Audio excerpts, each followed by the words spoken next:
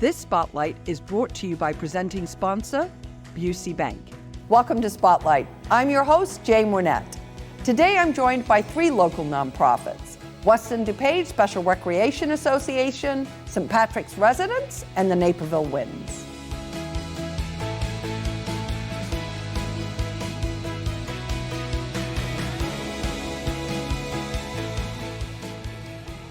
You're watching Spotlight, and joining me now from the Western DuPage Special Recreation Association are Dan Leahy and Jory Myers. So nice to have you both on the show. Thanks, Jane. We're really excited to be here. Yeah, absolutely. So Dan, let's start right out with you. Explain to us what Western DuPage Special Recreation Association, or WDSRA as I like to say, is all about. Sure. So we're an organization that serves people with special needs of all ages. And structurally, we're really like a park district. If you imagine anything your park district offers, we offer it too. Sports, arts, special trips, special events. Really, we try to offer a wide range of services to include the disability population and make sure that they're living rich, fulfilling lives and connecting the community. That's wonderful. And what kind of geography do you cover? So we serve 9 communities, 9 member districts. They're all our park districts, and north to south throughout DuPage County, north Bloomingdale and Roselle, down to the south, really Naperville as far as it extends. Okay, all right. Wheaton in the middle. Wheaton in the middle, I love that. Well, somebody's got to be in the middle, there right? There you go. Yeah. Now, Jory, one of the things I know, because we've worked with your organization before, is you really customize for each individual participant. How do you accomplish that? We do. Well, every person is an individual, so is the needs that they have, their goals for the program. So as recreation professionals, we really want to take the time to do an intake on each person, so that way we can prepare them best for the program and we can prepare our staff best for the program. So we take all that information, prepare, get the adaptive equipment, the sensory materials we may need, and go into the program so they can be most successful. That doesn't always happen, so we're always adapting on the fly, learning as we go, so that way they're successful, meeting their needs as well as the needs of the family. Okay, and that is, I mean, everybody is different. So is it for both cognitive and physical? Like, give me an idea, a little bit of some of the customizations, for example. Sure, so we do serve all disabilities, including intellectual and physical disabilities. So the range of intellectual may be autism to Down syndrome, and every need in regards to some of the behaviors that they may have, and how do we provide that for them. In regards to the sensory materials, maybe headphones. So if we're out in the community and it's too loud, we're ensuring that we're meeting their need of their surroundings as well. Okay, that's helpful. You can talk a little bit about the impact that you see WDSRA really having on families. Absolutely. So this is an area I could talk about for a long time. We're a WD family ourselves. We have a 25-year-old with Down syndrome who's been doing things with WD for probably 15 years. And just, I can tell you the growth that you see, the independence, and the joy, right? Like, we all need to find joy, and you have your vocation, but how do you keep that connection with your friends and the community? And a lot of people in our population struggle with that, especially after they leave the education system. So the impact on families is tremendous for both the individual and the family too. The family gets respite from caregiving. They get to catch up on life, and they get to see their person living their best life. So really, it's a privilege to be in that world, both professionally and personally. Yeah, that's wonderful. I mean, and I would think too that it creates a real social connection too, which I loved how you talked about the fact after the education system, which sort of for all of us as adults, right? You have this built-in mechanism when you're in school, and then suddenly you're out into the adult world, and it can be isolating for everybody. So talk a little bit about kind of some of that socialization. Yeah, so all of our programs are really designed to deliver fun. And as you said before, we serve people for 50 years. They get to know their friends through WDSRA, and they just look forward to seeing them and doing all the special activities that they do year after year. And we're always trying to change it up and keep it fresh, right? Because it's not like school. There's no clock where it ends. They're going to be with us as long as they're having fun, and that's our goal. Okay. Well, and, kind of building on that. So there for a lifetime, you all have been around for almost 50 years, right? How do you keep that fresh? How do you, Jory, from a programming standpoint and everything, how do you keep that fresh? We meet quarterly as an entire recreation team to come together and gather those ideas. So what's the fad happening? You know, myself even going out there, is there a circus in town? Are the Bulls playing locally? All those things that you and I would want to do, they want to do too. So we're making sure that we're giving them those opportunities, but also staying on top of the fads and what's happening. So that way some of our kids can go to school and be like, oh yeah, I did that too. You know, we want to make sure that they're connecting with their peers as well and doing all the things that everyone else is doing. So a lot of new things. We listen to our parents. So if parents are saying they want something, then we look into that and bring that to them. One of the things currently was youth athletics. We saw a need for that. Our parents were saying, hey, we want some of our youth to be together with other kids with disabilities and doing sports. So for the past year and a half, we've had a strong youth athletics program coming back with flag football, soccer, and heading into basketball. That's wonderful. And do you, in doing that, do you also get feedback from the 9 park districts that you work with? Because obviously they're evolving to meet other needs. So what does that collaboration look like? Yeah, I would say absolutely. They're always doing community needs assessments. And over the years, as you can imagine, there's a growing need to serve the populations of people with disabilities, autism being the latest segment that's really growing. So as Jory said, how can we design events that are different from a sensory standpoint? How can we meet the neurodiverse community where they're at? Again, make sure they're having fun, making sure they're not left behind. And that's an area where we can lead them, and it's really our responsibility to do that and add input while listening to the community at large. Okay, that's interesting. And you know, we're rapidly moving towards 2025. What's on your radar as you look ahead? So as Jory said, we're always looking at our program catalog and our offerings to make sure that we're staying current and cool and all that good stuff. And we hear from our participants too. They come up with crazy ideas, things they want to do, whether it's going zip lining or whatever the case may be. We're going to have our second pickleball tournament this coming winter, and that was a big hit last year. We're excited about that. Who does not love pickleball? Pickleball's taking over. It's the whole As a tennis player, that's a little annoying, but it does. It seems to be taking over. And then we're getting back into our larger trips. Last year we went to Cancun. This year we're going to San Diego. That's something that our staff and the participants really look forward to. And beyond that, sky's the limit. We're always trying to create new special events to pick up on themes, whatever that may be out there in the pop culture world that we can just have fun with. So really, I would just say visit our website and you'll always have an idea of what's going on at WD. Yeah.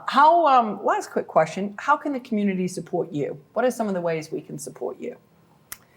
Many different ways. Volunteering. We always need volunteers in our programs, whether it be a special event or a weekly program. Give us ideas as well. What's happening in their community? Are there things that we could attend that the community is doing? Donations. You know, the only way that we can do things is through donations, whether it be monetary or of supplies. So I can add to that just really quick too.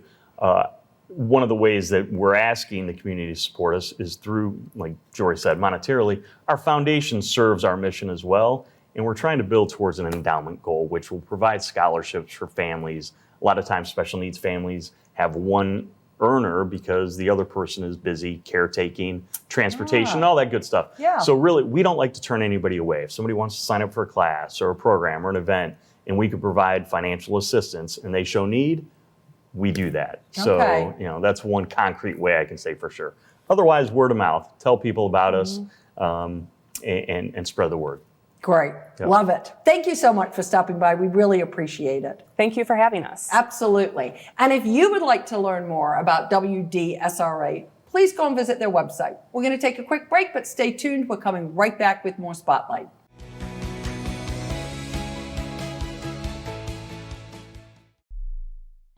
We live in a safe community, but not a crime-free community. If you see something, say something. Be a Naperville Crime Stopper. This is the When Art Flourishes, Everyone Flourishes commitment. This is the Let's Revitalize Our Neighborhoods commitment. This is the Roll Up Our Sleeves and Pitch In commitment. This is Busey, where our commitment to strengthen our communities is a top priority. Through energetic, engaged volunteers, through monetary support and advocacy. Because Busey is more than a bank that does well, we're a bank that does good. If you're just tuning in, you're watching Spotlight. I'm your host, Jane Wernette, and joining me now from St. Patrick's Residence is Sister Anthony Veilleux. So lovely to have you with us. Well, thank you. Thank you for having me back, Jane. Yeah, always Yes. nice to see you. We're going to start right out with the type of care that you offer at St. Patrick's Residence. St. Patrick's offers 3 levels of care. We have 25 beds of short-term rehab, and then about 152 beds of long-term care, including end-of-life care. Those who may need more special attention because of cognitive issues and that their journey here on this earth is ending. So it's a total of about 177 beds. Yeah, that's a lot, isn't That it? is. Yeah. But it's wonderful. Yeah. And as you kind of think about it, because, you know, we're in some ways getting more senior care We are. across the country, which is good because we need a lot of it. We're all hopefully living a little bit longer lives, right? But what sets you apart from other senior care facilities? That's a great question. So I'd say there are 3 different things that set us apart. Our mission to care for the aged and infirm, the fabulous staff that we have of health caregivers, and our volunteer base. Those 3 components make St. Patrick's Residence what it is today. And it's such, we are so fortunate, so very fortunate. Just the volunteers alone that come in who want to spend time with our residents, to be involved in the activities that they're in. Our staff who just embrace our mission. As a matter of fact, I just was in an interview where someone said, I would love to work here because I feel this will be my home for the rest of my career. Oh, wow. So That's wonderful. they feel it when they walk in and they want to Yeah. be part of it. And how is the staff living out your mission as they come in day to day? So we have 4 core values: hospitality, shared commitment, compassion, and end of life. Respect for life in all its stages.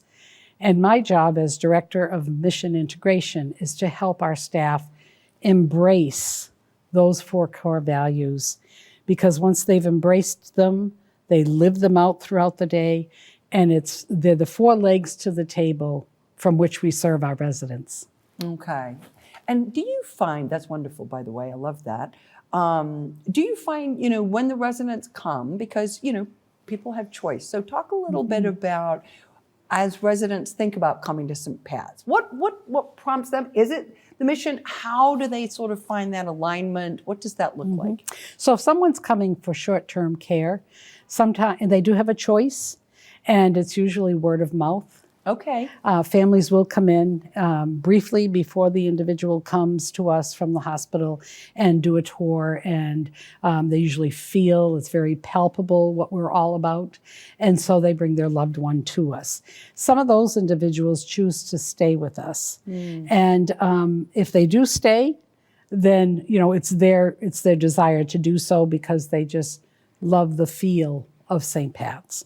Those who come in long-term from the outside, some are relatives of people who were with us in the 90s. Oh, wow. And it's interesting, I was an administrator there in the 90s, and now I'm back as in a different position, but I'm looking at sometimes the children of those we cared for in the 90s. So it's mostly word of mouth. Okay. Marketing is very important, but it's when they come in and they just feel and see what we're all about. Okay. Well, that's important, isn't it? And It I is. think, as you enter later stages of life, it's important to feel really comfortable. Absolutely. We're less capable of change and things being different, right? That's right. And it's on no one's bucket list to go to a nursing home when they get old. I will tell you, it's not on mine, and I work there. But it's, if you can find some place where you're comfortable and to be able to be afforded the dignity and the respect. And those who, maybe for them, their faith is so important. And we have Mass at our home, and so that they're able to partake in all of those. That's an important things. part, right? Yes. And Yes. do you see a lot of friendships happening? Oh my goodness, yes, very much so. Yeah. And when we have a great activities program, every month our activity director Jill and her team provide a travelogue where the residents virtually go to different countries. Oh, I love And, that. you know, they always want to sit near their friend so that they can travel together. It's think just that's fun. great. Yes, That's yes, wonderful. yeah, Gotta yeah, have an it's- exit button, That's right? right. Absolutely. That's great. Now, you are celebrating a very big anniversary this year, We right? are. You know, we've been in this diocese for 60 years. We were founded in Joliet at the old Louis Joliet Hotel. Bishop Blanchette invited our mother, Angeline Teresa, our foundress, to open a home there. So we were there for 25 years till 89. And then we were given the property at 1400 Brookdale Road. And we've been there now for 35 years. So combined, it's 60 years. That's it's a diamond It's- anniversary. it It's is, a big it anniversary. is, Do and you it- have any big plans for that celebration? Actually, we do. So throughout the year, we have different fundraisers, but our big one this year is our gala. And it's in October. And it's the people who attend that want to be there. And typically we can have anywhere from 220 to 240 individuals attend. And there's such a warmth and camaraderie in that room. And that's where we raise our funds. Okay. And now kind of speaking about the funds a little bit, as we wrap up here, how can the community come alongside you? You know, we will accept all donations because we are not for profit. Anything we do extra than outside of our financial obligations, anything we do for the home to enhance the lives of our residents, they can be sure that those funds go into the care of the residents, the environment of the residents. And when we just finished last year, our year-long renovation project, over half of that was paid for by donations, so close to $4 million That's of amazing. fundraising and donations. So That's it always wonderful. goes, our residents are always in the forefront of everything we do. Yeah, that's wonderful. So- Well, I tell you, we are always so happy to have you with us. It's And always thank good you to so be much here. for stopping by. You're welcome. Thank you. Absolutely. And to find out more about St. Patrick's residents, please go and visit their website. We're going to take a quick break, but stay tuned. We're coming right back with more Spotlight.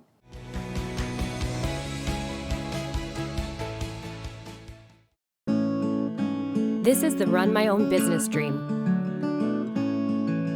This is the colleges paid for dream.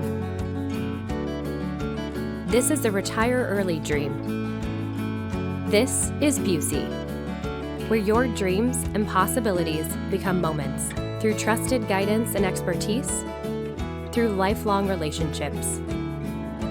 Because we're here to help you achieve the life you've always envisioned. Hi everybody, I'm Stephen Holt from NBC5 here at the new Matrix Club and super excited to be helping NCTV 17 put the fun in fundraising with the morning show. I'll be interviewing some local celebrities and I even have my own morning show band. So grab your cup of joe and enjoy the show.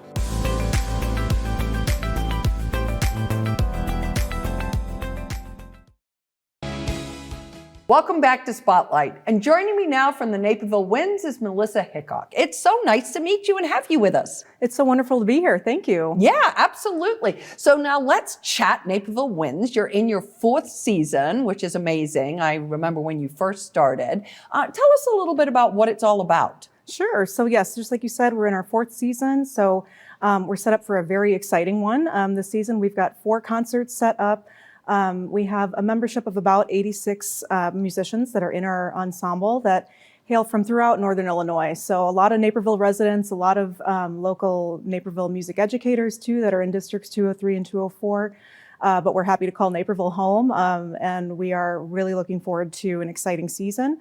We're headed by our music director, Dr. Sean Kelly, and our assistant director, Alyssa Arkin. And they've just really kind of planned out an amazing season for us, just planned a great repertoire list of different pieces we'll be playing. And probably something that we're extremely excited about for this coming year is that we're going to be wrapping up our full concert cycle with a trip to Carnegie Hall in New York. So we're going to be performing there live in New York City. So that will be very exciting at the end of our season. Yes. Yes. Congratulations to Yes. you all. That's fantastic. Thank you. Yes, we're super excited, and everything's taking shape for that, and we're very much looking forward to it. That's wonderful. So give us a little bit of an idea. That's where you're going to end up. So talk a little bit about the actual concerts and what people can expect if they buy tickets and come to Wentz Hall, right? Sure. Yes. We are at Wentz Concert Hall at North Central College. So like I said, we've got 4 concerts lined up for the year, coming up in October, December, March, and April. And all of our concerts are kind of themed around a certain thematic element, but you're going to get a variety of different pieces and different kinds of types of music within those themes. So starting off in October, our concert is themed Americana. So we'll be focused on pieces by American composers or music that is done by and for Americans. So you'll hear a Sousa March if you're a fan of John Philip Sousa. You'll hear some homage to different folk song and hymn song suites, traditional American folk tunes. We're playing some Leonard Bernstein, which is always really fun. So that'll be a great one to attend. We can wear our red, white, and blue when we come. You can, yes. Okay, you can be on theme and on brand. Theme, right. Yes, Dress exactly. appropriately. Love it. Exactly. And then coming up in December is our second annual Veterans Salute and Holiday Spectacular concert, which if you didn't come last year, come this year. It's going to be wonderful. Lots of patriotic songs celebrating our nation's veterans. And then also we'll flip it over to ringing in the holiday season with some traditional favorites too as well. So bring your sleigh bells and all of that too as well. So that'll be fun. So we know the dress code for that one. What are you doing in 2025? So in 2025, we are shifting our themes to jazz. So we've got a jazz concert coming up in March. So if you're a jazz fan, that would be a great one to come to. And then in April, our theme is called Darkness to Light. So that's kind of focusing more on spiritual elements and focusing on finding light in dark times. And we've got a really exciting repertoire planned for that. So kind of something for everyone this whole season, depending on what you like. Yeah, I love that. So, and we come to Wentz Hall, buy the tickets online, yes? On your Correct, website? yes, you can get tickets on our website. Okay, wonderful. Yeah. And I'm kind of backing up a little bit, but when we talk about the Winds, like give me an idea of what's in the band. So like what instruments would we see played? Sure, so you're going to see, our name is the Naperville Winds, so you're going to see a lot of wind instruments. So that means instruments that are played by blowing wind through them. So we have that's pretty much the bulk of our 86 member ensemble is made up of wind ensemble players. So you'll see clarinets, flutes, saxophones, bassoons. You'll also see some kind of rare instruments that you might not traditionally see in an orchestra setting. Different kinds of clarinets, different kinds of bassoons you might see play. Which is really exciting. And the way that kind of differentiates from going to an orchestra concert is you're going to hear a lot of sound. So there's going to be a lot of volume. It's going to be a lot of power. That really just makes it a great experience. Okay. Yeah. What do you like best about being in the band? I honestly just love the group as a whole. There's a really wonderful professional camaraderie that exists within the group. There's just a joy within the group that stems from just a genuine love of music. Our membership is volunteer-based, so everyone that's there genuinely wants to be there. No one is forced to be there. Everyone that shows up every week is just excited to show up and be challenged by music.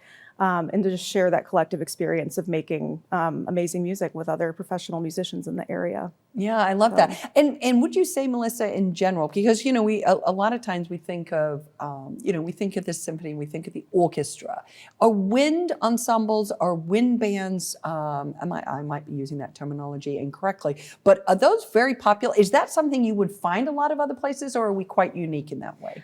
You might find it in terms of like a community band. So if you've heard of we have many community bands that are around the Northern Illinois region, but something that sets the Naperville Winds apart is just our focus on more art music. We play a bit more technically challenging music than some of our community bands do, which is in no way a slight to them. We love our community band colleagues. Absolutely. They're still amazing concerts to go to, but it's just it's kind of a different lane, if you will, a different lane. Different niche. Yeah. Mm-hmm. Okay. Yeah. How can people, other than obviously coming to a concert, how can people support you in the work that you're doing here in the community? Sure. So, we are a local Naperville nonprofit, so there are many ways to support us and, be able to support the band and show that support. That can come in terms of financial donations, financial support. So all of that information can be found on our website. We do have corporate sponsorship opportunities as well. Aside from the financial aspect, there are many opportunities for service as well. So if there is anyone in the community, whether you're a scout or, not a scout that's looking for some kind of service opportunity, we have many in-person volunteer options as well. that can range from helping out at the front of the house, meaning you're helping sell tickets or you're helping as an usher, to helping with some of the logistics. We also invite many local high school bands as well to share our stage with us. So that is something that we also need support in as well to help them feel welcomed when they come and perform at our concerts. That's a wonderful opportunity, right? That connection. And I imagine Yes. if I volunteer and I was an usher, I can listen to the show. Yes, right? exactly, exactly. You've got an in. Yes, there's a benefit to that Yes. volunteerism. Yes. Yes. What else? One other way that if you're not able to volunteer, financial resources or your time, is to just follow us on social media. That's also a great way to engage with us. To be able to share some of our outreach and some of our upcoming concerts and things like that with the local community is another great way to get involved. Love that. Yep. So we're super excited. We're getting ready for the season. Any last thoughts? No, we're just very happy to kick off our fourth season, and looking forward to, again, really engaging with the local Naperville community as well, and just bringing some great music to Naperville. Well, we know you will. Thank Thanks you. for stopping by. Thank you for having us. Absolutely. And for more information about the Naperville Winds, please go and visit their website.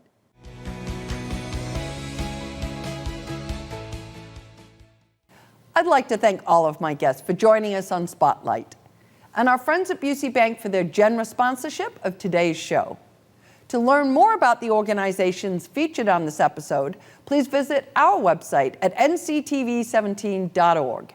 And to stay informed about what's happening in our community, sign up to receive our daily news update and like and follow us on social media. For Spotlight, I'm Jane Wernette. Thank you for watching. This Spotlight is brought to you by presenting sponsor, Busey Bank.